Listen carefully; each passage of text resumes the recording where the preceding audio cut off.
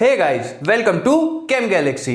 तो आज हम लोग अपने एल्केन्स के लेक्चर को वापस से कंटिन्यू करने जा रहे हैं और आज हम लोग पढ़ेंगे orientation of halogenation of alkanes. यानी कि जैसे कि एग्जांपल के तौर पे अगर मैं ब्यूटेन की रिएक्शन क्लोरीन से कराऊं तो मुझे ब्यूटाइल क्लोराइड भी मिलता है, मुझे सेकेंडरी ब्यूटाइल क्लोराइड भी मिलता है। और इनफैक्ट सेकेंडरी ब्यूटाइल क्लोराइड हम लोग का मेजर प्रोडक्ट होता है और ब्यूटाइल क्लोराइड हम लोग का माइनर प्रोडक्ट होता है। तो ऐसा क्यों होता है ये देखेंगे कि बेसिकली जो क्लोरीन या फिर हैलोजन हम लोग एल्केन्स में लगा रहे हैं तो उनकी ओरिएंटेशन क्या होगी, उनकी मेन पोजीशन क्या होगी। जो मेन प्रोडक्ट हम लोग को मिल रहा है उसमें हैलोजन की पोजीशन क्या होगी, कहां पे लगेगा एल्केन, कहां पे लगेगा हैलोजन एल्केन में। ऑलराइट। और दूसरी चीज हम लोग देखेंगे कि क्लोरीन और ब्रोमीन जैसे है, ठीक, तो क्लोरीन ज्यादा रिएक्टिव होता है, ब्रोमीन ज्यादा सेलेक्टिव होता है। तो ऐसा क्यों होता है, ठीक है। रिएक्टिविटी एंड सेलेक्टिविटी टॉपिक का नाम होता है, ठीक है। आप लोग के एनसीईआरटी के बुक्स में भी दिया होगा, तो उसके बारे में भी डिस्कस करेंगे। ये वीडियो 11th वालों के लिए, आईआईटी जेईई वालों के लिए और बीएससी फर्स्ट ईयर वालों के लिए, सबके लिए बहुत ज्यादा इंपॉर्टेंट वीडियो है। ऑलराइट। तो सारे ध्यान से इस वीडियो को पूरा देखिए और जो जो मैं पॉइंट्स बताते जा रहा हूं उनको आप लोग नोट डाउन भी जरूर कर लीजिए फर्दर रिवीजन के लिए। ऑलराइट। तो शुरू करते हैं। तो सबसे पहले हेडिंग डाल लेते हैं, ठीक है। हेडिंग क्या हो जाएगी, ओरिएंटेशन। ओरिएंटेशन ऑफ हैलोजेंस, ठीक, orientation of halogens in halogenation, halogenation of alkanes, ठीक है। ये हमारा मेन हेडिंग हो गई कि जब हम एल्केन्स की हैलोजिनेशन कराते हैं यानी कि एल्केन्स को हैलोजन से रिएक्ट कराते हैं तो हैलोजन एल्केन के किस कार्बन से जुड़ेगा, ठीक है। इसके बारे में देखते हैं। जैसे कि एग्जांपल अगर मैं दूं आपको, तो एग्जांपल अगर मैं दूं, ब्यूटेन लेते हैं सपोज, ठीक है। तो CH3 CH2, ठीक, CH2 CH3, ठीक है। जब इसकी रिएक्शन में क्लोरीन के साथ कराऊंगा, ठीक, इसकी रिएक्शन में क्लोरीन के साथ कराऊंगा तो मुझे दो प्रोडक्ट देखने को मिलेंगे। कौन कौन से प्रोडक्ट देखने मिलेंगे, एक मिलेगा CH3 CH2 CH3, ठीक, यहां पे क्लोरीन लग जाएगा, ठीक। दूसरा क्या देखने मिलेगा, दूसरा मिलेगा CH3 CH2 CH2 CH2 Cl, ठीक है। ये दो प्रोडक्ट्स हम लोग को देखने को मिलेंगे, ठीक। अब कैसे बने अभी आगे हम लोग डिस्कस करते हैं इस बारे में, ठीक। अच्छा, जो ये है, ठीक, ये क्या है, सेकेंडरी ब्यूटाइल क्लोराइड, ऑलराइट, या फिर अगर आईयूपीएसी नेम चाहिए तो 2-क्लोरोब्यूटेन, ठीक है। ये हमारा मेजर प्रोडक्ट होगा, ये हमारा माइनर प्रोडक्ट होगा, ठीक। ये ज्यादा क्वांटिटी में बनेगा। इनफैक्ट अगर मैं एग्जैक्ट नंबर बताऊं तो 72%, 72% हम लोग को सेकेंडरी ब्यूटाइल क्लोराइड मिलता है, ठीक है। और 28% हम लोग को ये मिलता है ब्यूटाइल क्लोराइड। ऑलराइट, ये है एग्जैक्ट नंबर्स, ठीक है। तो ऐसा क्यों है अब इसके बारे में डिस्कस करते हैं, ठीक है।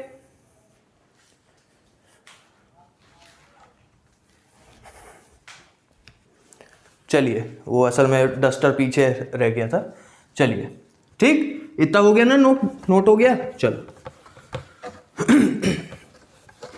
तो अब ऐसा है क्यों ये जानते हैं, ठीक। तो अगर आपने मेरा प्रीवियस वीडियो नहीं देखा है जिसमें मैंने मैकेनिज्म बताई है हैलोजिनेशन की, तो वो भी जरूर देख लीजिए। उसके बाद ये देखेंगे तो आपको ज्यादा समझ में आएगा। तो बेसिकली मैकेनिज्म में मैंने बताया था कि जो सबसे मेन स्टेप है मैकेनिज्म का, ठीक, पूरी हैलोजिनेशन ऑफ एल्केन्स का जो सबसे मेन स्टेप है वो है एल्केन का फ्री रेडिकल बनना, ठीक।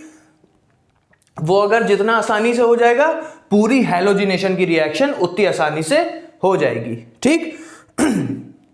तो अब जो एग्जाम्पल मैंने लिया, ठीक, एग्जाम्पल लिया CH3 CH2 CH2 CH3, ठीक। ब्यूटेन मैंने एग्जाम्पल लिया, ब्यूटेन में कौन कौन से फ्री रेडिकल बन सकते हैं, ठीक। अगर मैं आपको जो स्टेप था फ्री रेडिकल बनने का वो लिख दूं तो ज़्यादा आसानी से आप लोगों को समझ में आ जाएगा।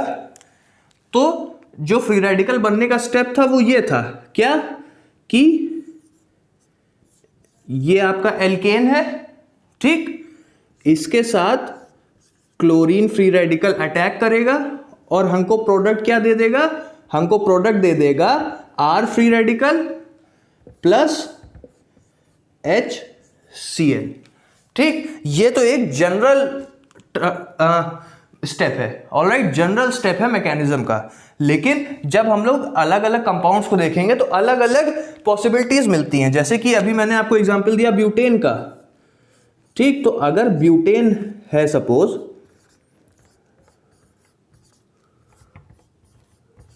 ठीक, और इसके साथ क्लोरीन फ्री रेडिकल रिएक्ट करेगा, तो देखो जो क्लोरीन फ्री रेडिकल है वो H कहां से ले सकता है, ठीक। सारी संभावनाएं लेके चलनी पड़ेंगी ना, ठीक है।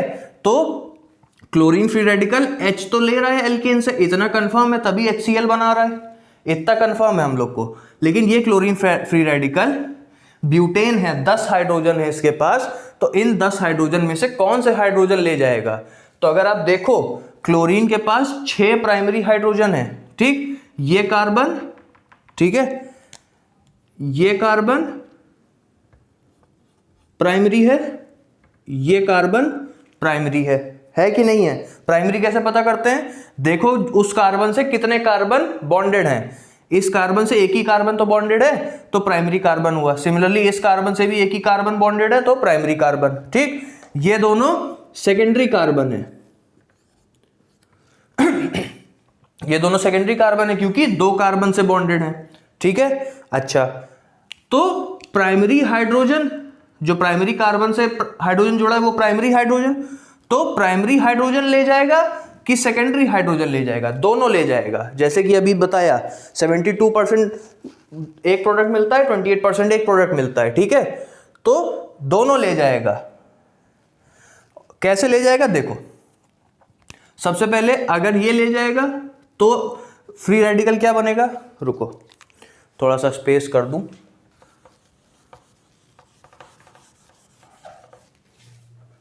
ठीक है। तो अगर प्राइमरी हाइड्रोजन ले जाएगा तो कौन सा रेडिकल बनेगा, अगर ये वाला हाइड्रोजन ले जाए तो कौन सा रेडिकल बनेगा, रेडिकल बनेगा CH3 CH2 CH2 CH2 free radical, ठीक।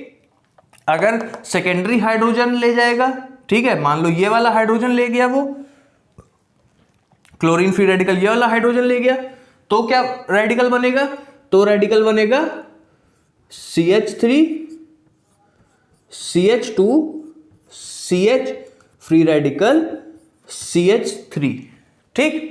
तब ये मिलेगा अगर ये वाला हाइड्रोजन निकाला उसने, अगर सेकेंडरी हाइड्रोजन निकाला तो ये रेडिकल मिलेगा, अगर प्राइमरी हाइड्रोजन निकाला तो ये रेडिकल मिलेगा। अब बात यहां पे ये आती है कि कौन सा रेडिकल ज्यादा बनेगा, क्योंकि जो रेडिकल ज्यादा बनेगा, ठीक, वही आगे ज्यादा क्वांटिटी में क्लोरोएल्केन देगा हम लोग को, राइट। तो जैसे कि अभी हम लोग ने देखा ये वाला, इस पे जब जो सेकेंडरी ब्यूटाइल क्लोराइड था, ठीक, सेकेंडरी ब्यूटाइल क्लोराइड इसी से बनेगा, यहां पे क्लोरीन अटैच होगा, क्लोरीन फ्री रेडिकल यहां पे अटैच होगा, ठीक। तो सेकेंडरी ब्यूटाइल क्लोराइड ये बनाएगा, ठीक। ये कितना था, 72% बना रहा था, और ये कितना था, ये 28% बनाता। ये ब्यूटाइल क्लोराइड बनाएगा, वो 28% था। इसका मतलब ये ज्यादा क्वांटिटी में बना रहा है, ये कम क्वांटिटी में बन रहा है, ठीक। इससे क्या साबित होता है, इससे ये चीज साबित होती है कि सेकेंडरी फ्री रेडिकल, ये सेकेंडरी फ्री रेडिकल है, secondary free radical primary free radical से ज्यादा स्टेबल होता है, ठीक। Secondary free radical primary free radical से ज्यादा स्टेबल होता है, ठीक। इतनी बात क्लियर हुई, ठीक। तो इसको मैं रब करता हूं, आपको एक चीज बताता हूं, ठीक है। जो बेसिकली रेडिकल की स्टेबिलिटी का ट्रेंड होता है, ठीक, स्टेबिलिटी ट्रेंड। ठीक, जो फ्री रेडिकल स्टेबिलिटी ट्रेंड होता है वो होता है टर्शरी, फिर होता है सेकेंडरी, फिर होता है प्राइमरी। ठीक है, ये ट्रेंड होता है। ठीक, तो सीधी सी बात है, जो सबसे ज्यादा स्टेबल होगा वो ज्यादा क्वांटिटी में बनेगा, जो कम स्टेबल होगा वो कम क्वांटिटी में बनेगा। सही बात है। तो जब ब्यूटेन की रिएक्शन हम लोग करा रहे हैं क्लोरीन के साथ, जब ब्यूटेन की रिएक्शन करा रहे हैं क्लोरीन के साथ, तो दो रेडिकल्स मिल रहे हैं। एक मिल रहा है ये,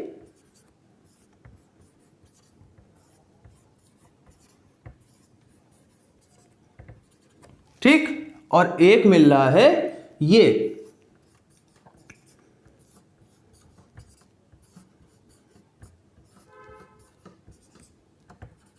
ठीक, एक मिल रहा है ये। ठीक, ये दो मिल रहे हैं। ये सेकेंडरी फ्री रेडिकल है, ये प्राइमरी फ्री रेडिकल है। वैसे ही पता करेंगे, क्योंकि प्राइमरी कार्बन रेडिकल बना हुआ है। देख रहे हो, प्राइमरी कार्बन रेडिकल बना हुआ है, इसीलिए प्राइमरी फ्री रेडिकल। यहां सेकेंडरी कार्बन रेडिकल बना हुआ है, इसलिए सेकेंडरी फ्री रेडिकल। तो ये ज्यादा स्टेबल है, ये कम स्टेबल है। ठीक है, इतनी बात क्लियर है। तो ये ज्यादा मात्रा में क्लोरोएल्केन देगा, ये कम मात्रा में क्लोरोएल्केन देगा, राइट। तो जब इसकी रिएक्शन होगी, ठीक है, जब इनकी रिएक्शन होगी किसके साथ, क्लोरीन फ्री रेडिकल के साथ रिएक्शन होगी। ठीक है, तो जब नहीं, क्लोरीन फ्री रेडिकल के साथ नहीं, क्लोरीन मॉलिक्यूल के साथ रिएक्शन होती है, मैकेनिज्म के अकॉर्डिंग क्लोरीन मॉलिक्यूल के साथ रिएक्शन होगी। ठीक, तो जहां रेडिकल है वहां पर क्लोरीन जुड़ जाएगा। ठीक, तो क्या प्रोडक्ट मिलेंगे, प्रोडक्ट मिलेंगे CH3 CH2 twice CH2 Cl। ठीक, रुको यार, ठीक से नहीं लिख पाए, इसको दिख नहीं रहा होगा आप लोग को, इसको ठीक से लिख देता हूं ताकि क्लियरली दिखाई पड़े। ठीक है, तो प्रोडक्ट क्या मिलेगा, प्रोडक्ट मिलेगा CH3 CH2 ट्वाइस, ठीक, यानी दो बार CH2 फिर CH2 Cl। ठीक, ये शॉर्ट में मैंने लिख दिया है, ये CH2 होल ट्वाइस मतलब CH2 ठीक। तो कुल मिला के 4 कार्बन ही तो है तो ब्यूटाइल क्लोराइड ही। ठीक है, और दूसरा क्या मिलेगा, दूसरा मिलेगा CH3 CH2 CH3 और यहां पे Cl। ठीक, ये हमारे प्रोडक्ट हो गए। जो मैंने स्टार्टिंग में प्रोडक्ट बताए थे वही प्रोडक्ट वापस मिल गए। ठीक, क्योंकि सेकेंडरी फ्री रेडिकल ज्यादा स्टेबल है तो ज्यादा क्वांटिटी में बनेगा, प्राइमरी फ्री रेडिकल कम स्टेबल है, कम क्वांटिटी में बनेगा। इसीलिए ये जो सेकेंडरी ब्यूटाइल क्लोराइड था ये 72% हम लोग को मिल रहा था, और प्राइमरी ब्यूटाइल क्लोराइड या फिर सिंपली ब्यूटाइल क्लोराइड जो था वो 28% मिल रहा था। ठीक, तो क्या कारण था इसका, इसका कारण था रेडिकल की स्टेबिलिटी।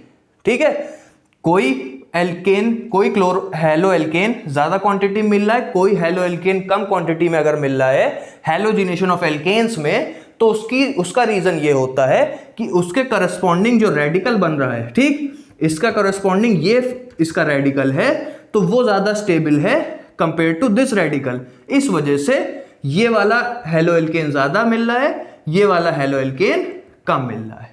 ठीक है, तो ओवरऑल कहानी किसकी है, फ्री रेडिकल की स्टेबिलिटी की।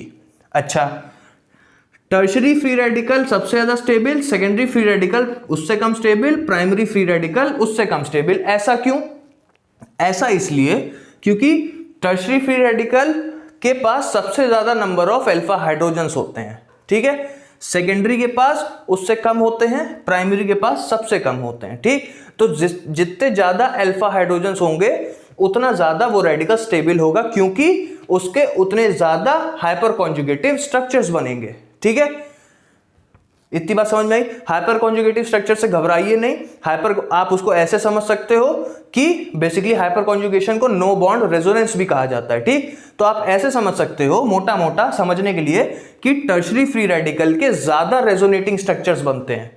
ठीक। सेकेंडरी फ्री रेडिकल के उससे कम बनते हैं, प्राइमरी के सबसे कम बनते हैं, इसलिए जिसके साथ ज्यादा रेजोनेटिंग स्ट्रक्चर वो ज्यादा स्टेबल, तो इसीलिए टर्सरी ज्यादा स्टेबल, फिर सेकेंडरी, फिर प्राइमरी। ऑलराइट, इतनी बात समझ में आ गई आई होप आप लोग को। ठीक है, चलो, ये केस सिर्फ क्लोरीन तक सीमित नहीं है, ये केस आगे ब्रोमीन में भी हो जाएगा। ठीक है, कैसे दिखाता हूं। अब अगर मैं इसी में थोड़ा सा चेंजेस करूं तो ब्रोमीन का भी बन जाएगा। ठीक है, थोड़ा सा इसी में अगर मैं चेंजेस करूं तो ब्रोमीन का बन जाएगा। यहां ब्रोमीन लगा दें, ठीक है, यहां ब्रोमीन लगा दें, इधर भी ब्रोमीन कर दें।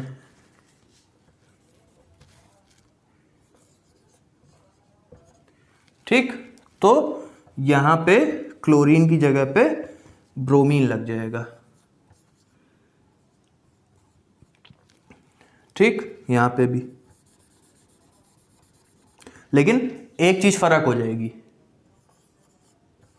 क्या, अभी बताता हूं।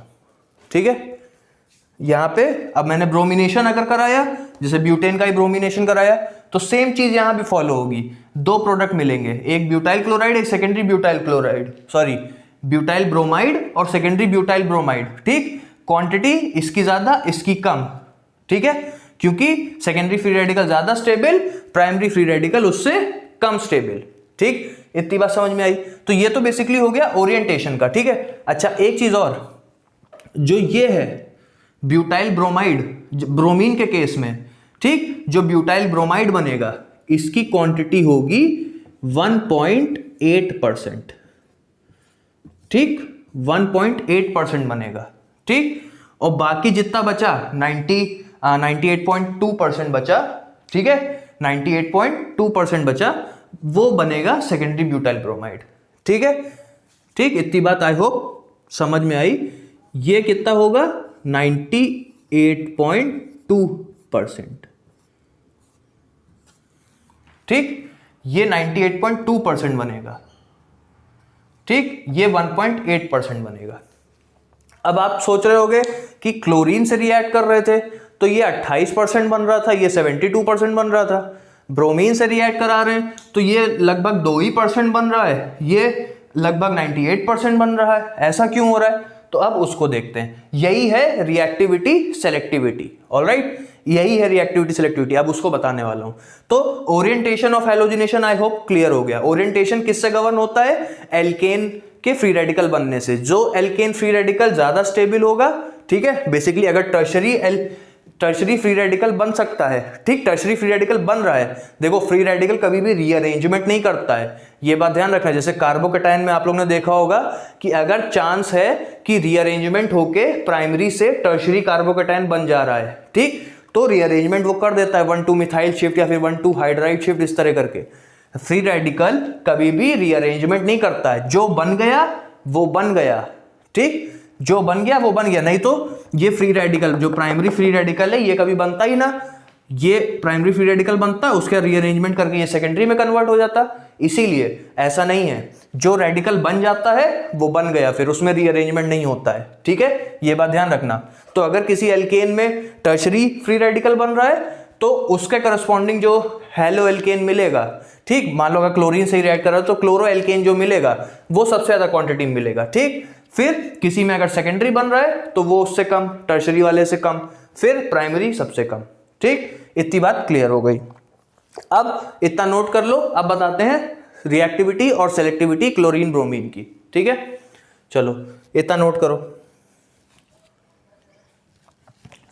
चलो,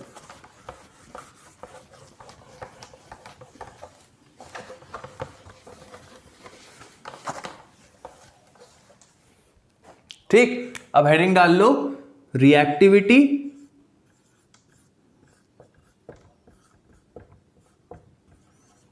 ठीक, रिएक्टिविटी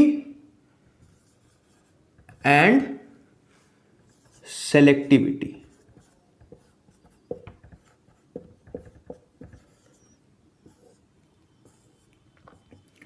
ठीक, रिएक्टिविटी और सेलेक्टिविटी।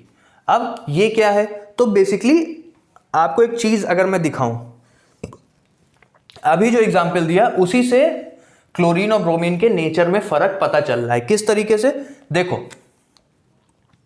अगर ब्यूटेन है C4H10, ठीक, ब्यूटेन है, मैंने इसका कराया, दो रिएक्शन मैं ब्यूटेन की करा रहा हूं, ठीक है। एक मैं करा रहा हूं क्लोरीन के साथ, एक मैं करा रहा हूं ब्रोमीन के साथ, ठीक। एक करा रहा हूं क्लोरीन के साथ, एक करा रहा हूं ब्रोमीन के साथ। प्रोडक्ट क्या मिलेंगे, प्रोडक्ट मिलेंगे, एक मिलेगा हम लोग को ब्यूटाइल क्लोराइड क्लोरीन के केस में, ठीक, एक हम लोग को मिल जाएगा ब्यूटाइल क्लोराइड, ठीक, प्लस क्या मिलेगा, प्लस हम लोग को मिलेगा सेकेंडरी ब्यूटाइल क्लोराइड। तो CH3 CH2 CH CH3 और क्लोरीन यहां पे लग जाएगा, ठीक। ये दो प्रोडक्ट मिलेंगे हम लोग को, ठीक है, ये दो प्रोडक्ट मिलेंगे। अच्छा, ब्रोमीन के केस में क्या होगा, ब्रोमीन के केस में वही मिलेगा, बस क्लोरीन की जगह ब्रोमीन हो जाएगा। तो CH3 CH2 CH2 CH2 Br, ठीक, और प्लस CH3 CH2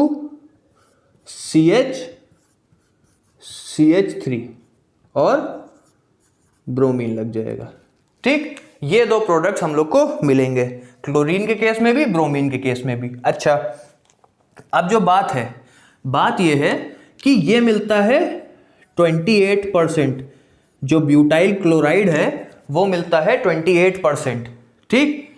जो ये है सेकेंडरी ब्यूटाइल क्लोराइड, ये मिलता है कितना, ये मिलता है 72%, ठीक, ये मिलता है 72%। यहां बात करें, ये मिलता है 1.8%, ठीक। ये कितना मिलता है, ये मिलता है 98.2%। अच्छा, अब देखो लगभग सिमिलर कंपाउंड है, ये और ये सेम कंपाउंड ही तो है, बस फर्क इतना है, यहां क्लोरीन है यहां ब्रोमीन है। सेम केस यहां भी, सेकेंडरी कार्बन पे यहां क्लोरीन है यहां ब्रोमीन है, तो बस क्लोरीन से ब्रोमीन जाने में कितना बड़ा अंतर आ गया।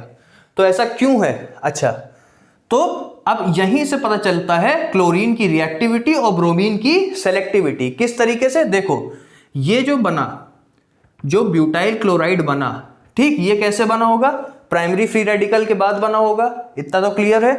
पहले ब्यूटाइल फ्री रेडिकल बना प्राइमरी वाला, ठीक, फिर उसके बाद उसने क्लोरीन मॉलिक्यूल से रिएक्ट किया और हम लोग को ब्यूटाइल क्लोराइड दिया, ठीक।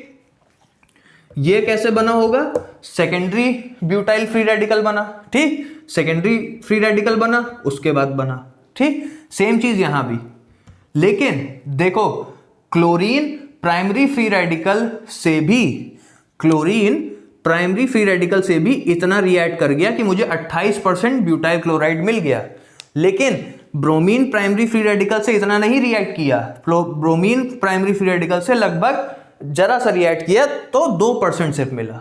तो इसका मतलब क्या निकल के आता है कि क्लोरीन जो है रिएक्टिव ज्यादा है, ठीक, क्लोरीन जो है रिएक्टिव ज्यादा है। तो इसका मतलब क्लोरीन को जहां भी रिएक्शन की गुंजाइश मिलेगी वहां वो रिएक्शन कर देगा, ठीक। उसने देखा कि प्राइमरी फ्री रेडिकल है, ठीक, वहां पे एक स्पॉट खाली है जहां मैं रिएक्ट कर सकता हूं, तो क्लोरीन ने वहां रिएक्ट कर दिया। उसने ये नहीं देखा कि प्राइमरी फ्री रेडिकल है, पहली चीज तो कम स्टेबल है, और उसने ये भी नहीं देखा कि मैं इससे जुड़ूंगा अगर तो क्या मैं स्टेबल होऊंगा कि नहीं, ठीक। देखता है लेकिन कम एक्सटेंड में देख रहा है, ठीक, तभी तो 28% ये वाला प्रोडक्ट दे दिया। देखता जरूर है, नहीं तो 72% ये सेकंड ज्यादा स्टेबल वाला क्यों दे रहा है, देखता है लेकिन कम मात्रा में देखता है, रिएक्टिव ज्यादा है सेलेक्टिव कम है, ठीक। यहां बात करें ब्रोमीन की, ब्रोमीन ये देखा, ठीक, ब्रोमीन ने क्या देखा, ब्रोमीन ने देखा कि मैं वहां रिएक्ट करूंगा जहां मैं सबसे ज्यादा स्टेबल होऊंगा, ठीक, मैं वहां रिएक्ट करूंगा जहां सबसे ज्यादा मैं स्टेबल हूं। मैं प्राइमरी फ्री रेडिकल से क्यों रिएक्ट करूं, प्राइमरी फ्री रेडिकल से रिएक्ट करके मैं कम स्टेबल हो जाऊंगा, ठीक। सेकेंडरी फ्री रेडिकल से रिएक्ट करके मैं ज्यादा स्टेबल हो जाऊंगा, क्योंकि सेकेंडरी फ्री रेडिकल ज्यादा स्टेबल होता है। ठीक, तो ब्रोमीन ज्यादा से ज्यादा सेकेंडरी फ्री रेडिकल से रिएक्ट करेगा। इसीलिए जब ब्यूटेन ब्रोमिनेशन करेगा तो प्राइमरी फ्री रेडिकल 1.8% ही बनेंगे। ठीक, ये नहीं है कि प्राइमरी फ्री रेडिकल और सेकेंडरी फ्री रेडिकल दोनों 50-50% बन रहे हैं, ऐसा नहीं। जितना रिएक्ट करना चाहेगा उतना ही तो ब्यूटेन भी फिर बनाएगा। ठीक, बेसिकली कोलिजन से बन रहे हैं ना, तो ब्रोमीन जब यहां पे कोलिजन ही नहीं देगा, ब्रोमीन प्राइमरी फ्री रेडिकल बनाने के लिए प्राइमरी कार्बन पे कोलिजन ही नहीं देगा, ब्रोमीन सेकेंडरी कार्बन पे कोलिजन देगा। ठीक, ताकि सेकेंडरी फ्री रेडिकल ज्यादा बने, मैं वहां जाके जुड़ूं। ठीक, बात समझ में आई? तो ब्रोमीन क्या देखता है कि मैं ऐसी कौन सी जगह जुड़ूं जहां मैं सबसे ज्यादा स्टेबल हूं। तो ब्यूटेन के केस में दो ही जगह हैं। कौन कौन सी? Primary free radical, secondary free radical. Secondary free radical सबसे ज्यादा स्टेबल है प्राइमरी की तुलना में। ठीक, तो ब्रोमीन वहां सबसे ज्यादा जुड़ गया, 98.2% दे दिया, यहां खाली 1.80% दिया। क्लोरीन क्या देखता है कि मुझे थोड़ा स्टेबल तो होना है, लेकिन अगर मुझे रिएक्ट करने की जगह मिल जा रही है तो मैं रिएक्ट कर दूंगा। ठीक, तो इसीलिए 28% हम लोग को ब्यूटाइल क्लोराइड मिला, और क्या कहते हैं 72% हम लोग को सेकेंडरी ब्यूटाइल क्लोराइड मिला। ठीक है, इतनी बात तो क्लियर हो गई। अच्छा, ये तो ऊपर जो थ्योरेटिकल डेटा हमारे पास है उससे मैंने चीजें एक्सप्लेन करी। अब थोड़ा सा ग्राफिकली भी देख लेते हैं किस तरह होता है। ठीक, अब थोड़ा सा ग्राफिकली और काइनेटिकली, केमिकल काइनेटिक्स के थ्रू भी थोड़ा सा चीजें देख लेते हैं। ऑलराइट, चलो इतना नोट हो गया।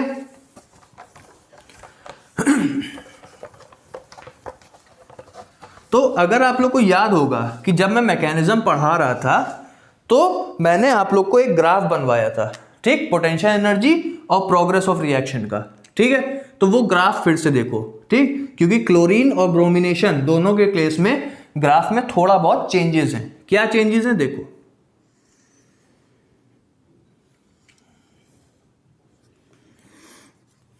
ठीक, एक ये ग्राफ हो गया, ये पोटेंशियल एनर्जी का ग्राफ, और ये रिएक्शन। ठीक, एक्स एक्सिस पे रिएक्शन है, यहां रिएक्शन प्रोसीड कर रही है, यहां पोटेंशियल एनर्जी है। ठीक है, वही चीज यहां भी होगी, ये।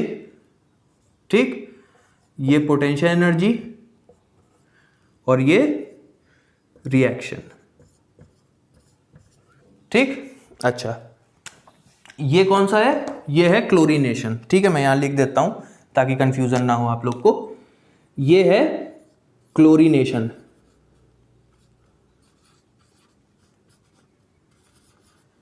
ये वाला। ठीक, ये है ब्रोमिनेशन।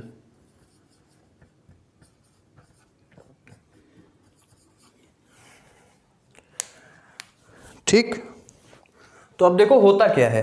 अब होता यह है कि सबसे पहले जो ग्राफ था वो किस तरीके से था, तो ग्राफ कुछ इस तरीके से था।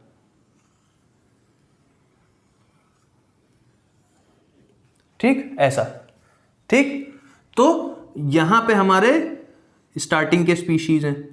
ठीक, यहां पे हमारे स्टार्टिंग के स्पीशीज हैं, ये हमारा एक इंटरमीडिएट आएगा, उसके बाद ये आगे रिएक्ट करके हमारा फाइनल प्रोडक्ट देगा। ठीक, यहां पे हमारा प्रोडक्ट मिलेगा। तो क्या क्या है, तो यहां पे होता है, जैसे मैंने मीथेन का एग्जांपल लिया था, तो या फिर मीथेन अगर आप नहीं भी लिखना चाहते हो तो आप यहां पर लिख दो एल्केन RH।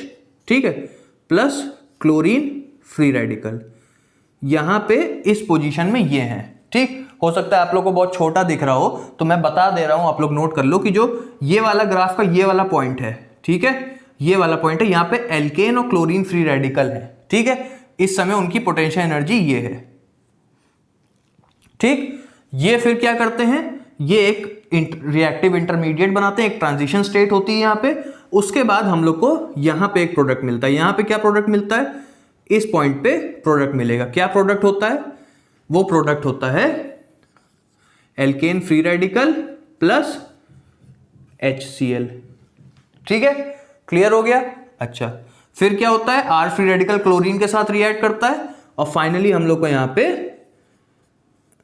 हमारा फाइनल प्रोडक्ट मिल जाता है। ठीक, तो अभी हम लोग फाइनल प्रोडक्ट्स को नहीं देखना है, हम लोग को ये देखना है। क्यों ये देखना है? क्योंकि हम लोग का जो मेन काम है वो क्या है?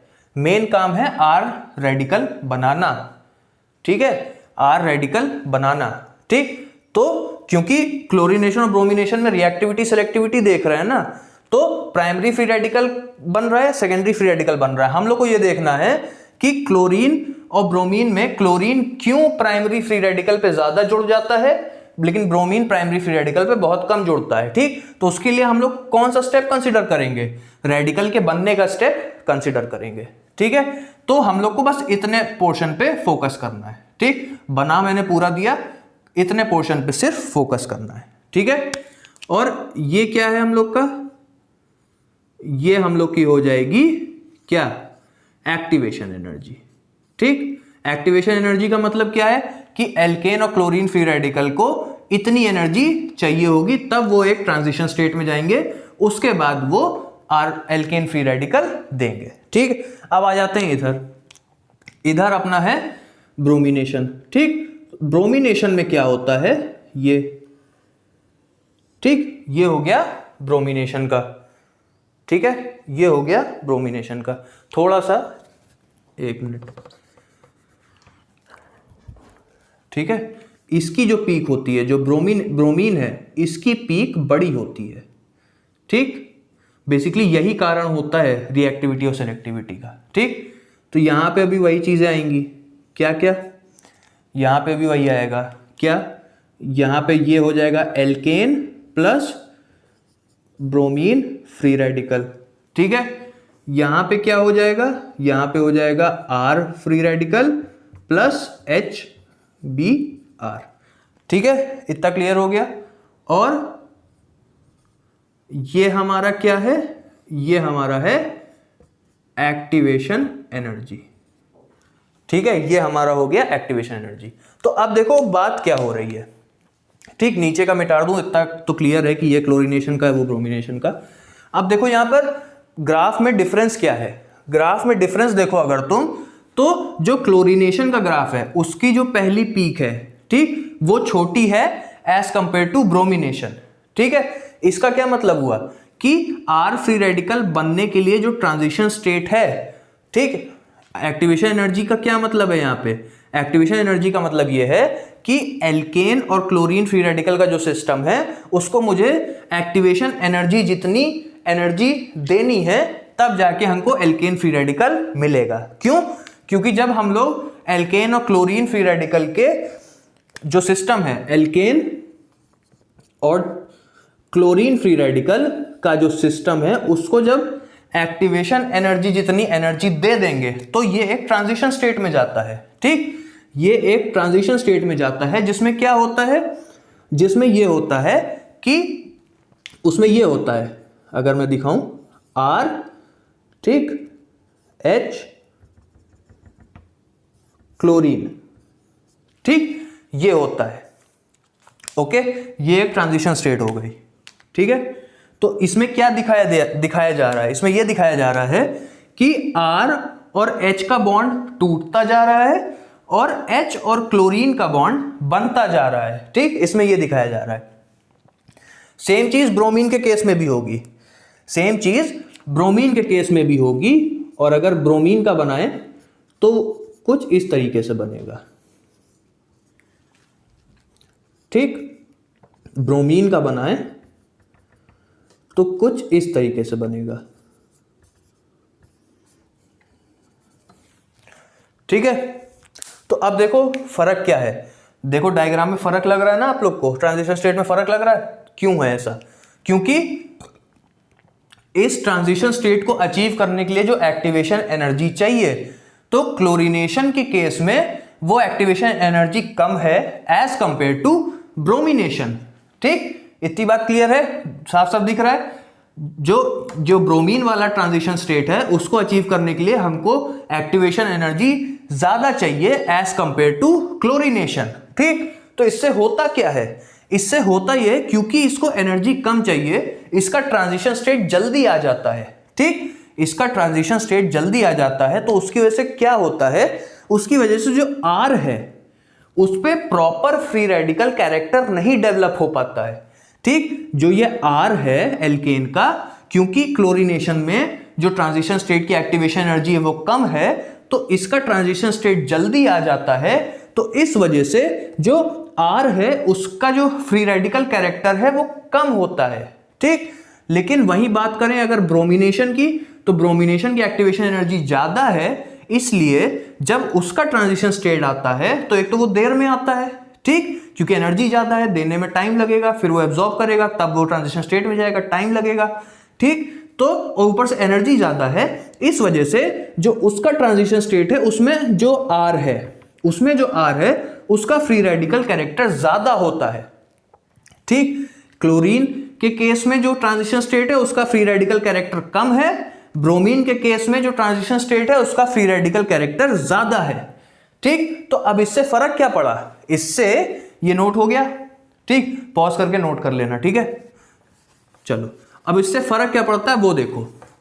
इससे फर्क ये पड़ा कि जो मैंने आपको फ्री रेडिकल कैरेक्टर का ट्रेंड बताया, ठीक है, फ्री रेडिकल कैरेक्टर का जो ट्रेंड बताया वो क्या बताया, टर्शरी, सेकेंडरी, प्राइमरी।